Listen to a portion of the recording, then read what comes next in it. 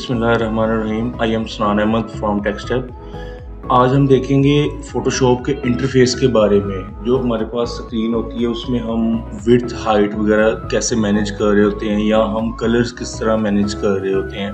ठीक है, अब ये मेरे पास वर्जन है एडोब फोटोशॉप का 2022 वाला। इसमें हम जितना भी ये हमारे पास इंटरफेस होता है इसको आज हम देखेंगे। ये मेरे पास, मैंने फ़ोटोशॉप को ओपन किया है, ये हमारे पास स्क्रीन ओपन हुई है। यहाँ पे आपको कुछ चीज़ें नज़र आ रही होंगी। अब यहाँ पे हमारे पास जो पहला पैनल होता है वो न्यू फाइल का होता है। जहाँ पे हम क्लिक करते हैं तो हमारे पास ये वाला पैनल ओपन हो जाता होता है। पहले हम देखते हैं बाकी चीज़ों को, फिर हम जो है वो इसको ओपन करेंगे।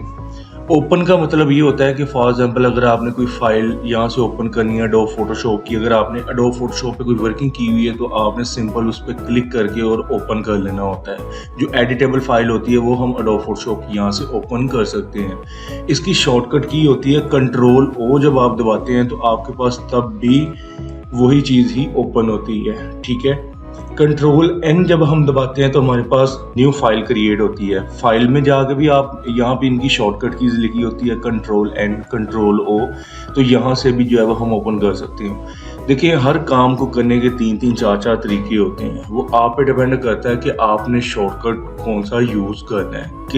कहीं किसी जगह पे जो है वो आपको शॉर्टकट यूज़ करने पड़ते हैं, किसी जगह पे आपको शॉर्टकट यूज़ करना नहीं होता। उसके बाद हमारे पास आ जाता है होम। ये हमारा होम का है जहाँ पे हम अभी हैं। ठीक है, लर्न है। लर्न में अगर फॉर एग्जाम्पल मजीद किसी बंदे ने कोई चीज़ लर्न करनी है तो वो मजीद इस पर क्लिक करेगा तो ये उनकी वेबसाइट पे ले जाता होता है।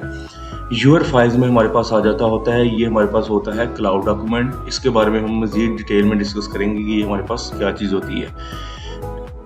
उसके बाद हमारे पास आ जाता है shared with you. Cloud document में हमारे पास अगर हमने कोई फाइल सेव की हो तो वो हमारे पास क्लाउड डॉक्यूमेंट में सेव हो जाती होती है। लाइट रूम फोटोज़ है, इसमें फ़ोटोज़ का कंसेप्ट आ रहा होता है। अगर हमने किसी फ़ोटोज़ पे वर्किंग करनी है, कुछ भी इस तरह का सीन होता है तो वो हम यहाँ पे आके ओपन कर रहे होते हैं। ठीक है, डिलीटेड में हमारे पास वो फाइल्स आती हैं जो हमने क्लाउड डॉक्यूमेंट्स में से डिलीट की होती हैं। ठीक है, तो वो हमारे पास यहाँ पे शो हो रही होती हैं।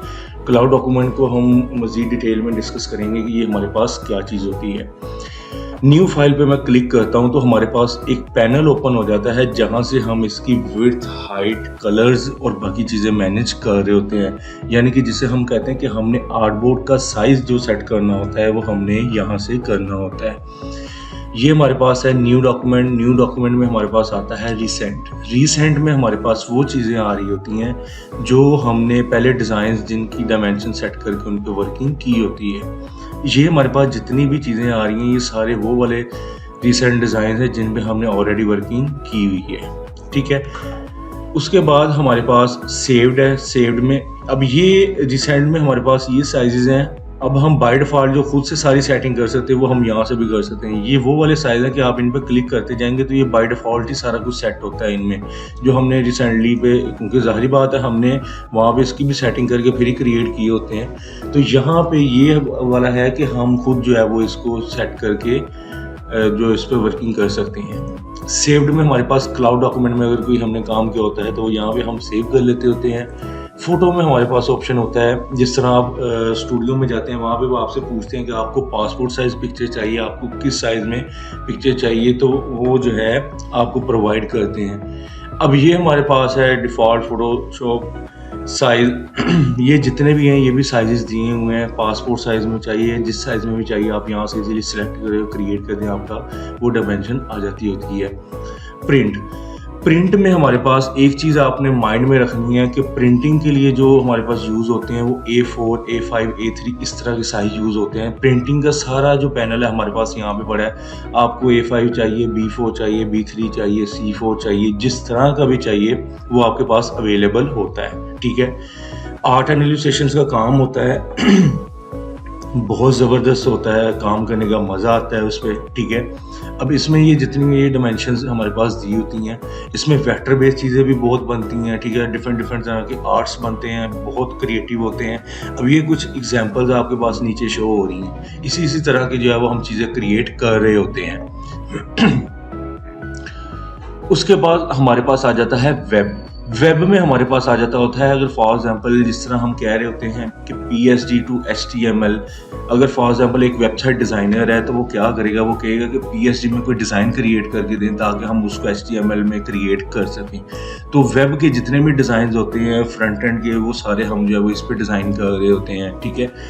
मोबाइल में हमारे पास कंसेप्ट ये होता है कि इसमें हम UI UX डिज़ाइंस का कंसेप्ट होता है कि फॉर एग्जांपल अगर किसी बंदे ने ऐप बनवानी है तो वो उसका सारा प्रोटोटाइप जितनी भी होती है ओवरव्यू, वो सारा जो है वो हम डिज़ाइन कर रहे होते हैं। इसमें हमारे पास ऑप्शन होता है कि ये सिंपल इमेज हमें शो होती है जो हम यहाँ पे क्रिएट करते हैं, लेकिन UI UX डिज़ाइंस के लिए जो हम यूज़ करते हैं कि जिस पे हमारे पास जो प्रॉपर लाइव ओवरव्यू आ रहा होता है वो हम XE यूज़ कर रहे होते हैं, जो कि यहाँ पे ये मेरे पास छोटा सा पैनल पड़ा हुआ है, ठीक है। तो वो जो है वो हम यहाँ से देख रहे होते हैं, हम इस पे वर्किंग कर रहे होते हैं कि सारी वर्किंग हमें जो हमें चीज़ चाहिए हम उस चीज़ पे जो है वो मूव कर जाते होते हैं, ठीक है। फिल्म एंड वीडियो का काम जो है, फिल्म एंड वीडियो का काम सिर्फ जो हम यूज़ करते हैं वो उसके लिए हम एडोब प्रीमियर यूज़ करते हैं। एडोब प्रीमियर जो है वो वीडियो एडिटिंग के लिए यूज़ होता है, ठीक है। उसके बाद हम आ जाते हैं ये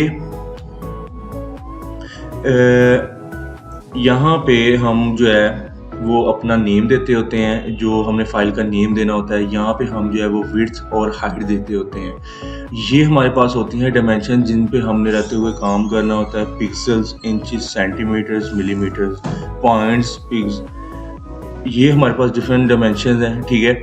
अब हमारे पास कंसेप्ट ये होता है कि विड्थ और हाइट में हम यहाँ पे डायमेंशन अपने हिसाब से चेंज कर रहे होते हैं, पिक्सल्स पे, इंचेस पे, सेंटीमीटर्स में, मिलीमीटर्स में।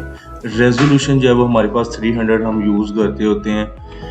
अब फॉर एग्जांपल यहाँ पे हम यूज़ करते हैं तो वो हमारे पास रेजोल्यूशन 300 होती है। विड्थ और हाइट हमारे पास है। अगर हम इंचेस में साइज़ देखें तो हमारे पास ये होता है, पिक्सल्स में हम साइज़ देखें तो हमारे पास साइज़ सारे वही होते हैं, सिर्फ ये है कि डायमेंशन, डायमीटर जो होता है हमारे पास, हम जो है वो डिफरेंट वे से इसको मैनेज कर रहे होते हैं। सेंटीमीटर में ये साइज़ है, मिलीमीटर में ये साइज़ है, पॉइंट्स में ये साइज़ है, यानी कि हर एक चीज़ में साइज़ वही रहता है, सिर्फ जो है वो मेजर करने के तरीके डिफरेंट हैं।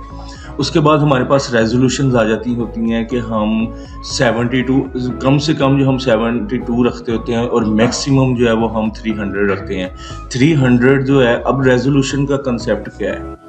रेजोल्यूशन का कंसेप्ट जो है वो अगर हम हमारे पास जो है वो 72 रेजोल्यूशन होगी तो वो हम जो है एग्जाम्पल के तौर पर, अगर ये मेरे पास एक स्क्रीन है, जितने भी ऑनलाइन प्लेटफॉर्म है उनके लिए, सोशल मीडिया प्लेटफॉर्म पे जितना भी हम काम कर रहे होते हैं उनके लिए आपकी जो रेजोल्यूशन है वो 72 या 150 आपके लिए इनफ होती है। जो आपके पास हम जितना भी कंसेप्ट यूज़ करते हैं प्रिंटिंग के लिए वो हम 300 रेजोल्यूशन यूज़ करते होते हैं, ठीक है। अब 72 जो है वो हमारे पास हम यूज़ करते होते हैं जो ऑनलाइन प्लेटफॉर्म या इस तरह के वॉलपेपर्स वगैरह जो है वो अगर हमने ऑनलाइन किसी जगह पे जो है वो लगाना है। अगर हमने प्रिंटिंग के लिए कोई काम करना है तो प्रिंटिंग के लिए हमारी रेजोल्यूशन जो है वो 300 हम मस्ट यूज़ कर रहे होते हैं। प्रिंटिंग के लिए आपने एक चीज़ माइंड में रखनी है कि 300 रेजोल्यूशन जो है वो आपकी प्रिंटिंग के लिए मस्ट होती है। उसके अलावा प्रिंटिंग के लिए CMY के कलर आपके मस्ट होने चाहिए, ठीक है। उसके लिए आपके CMY के कलर्स और आपकी रेजोल्यूशन 300 मस्ट होती है। अगर आपने ऑनलाइन प्लेटफॉर्म के लिए कोई काम करना है तो तब आपकी रेजोल्यूशन 72 या 150 आप रख सकते हैं, ठीक है। फिर अगेन बता देता हूँ, प्रिंटिंग के लिए आपने दो चीज़ें माइंड में रखनी है, 300 रेजोल्यूशन और CMY के कलर्स, ठीक है। क्योंकि ये हमारे पास 300 रेजोल्यूशन ये होती है कि ये हम ज़्यादा से ज़्यादा जूम भी करेंगे ना तो हमारे पिक्सल्स नहीं फटेंगे।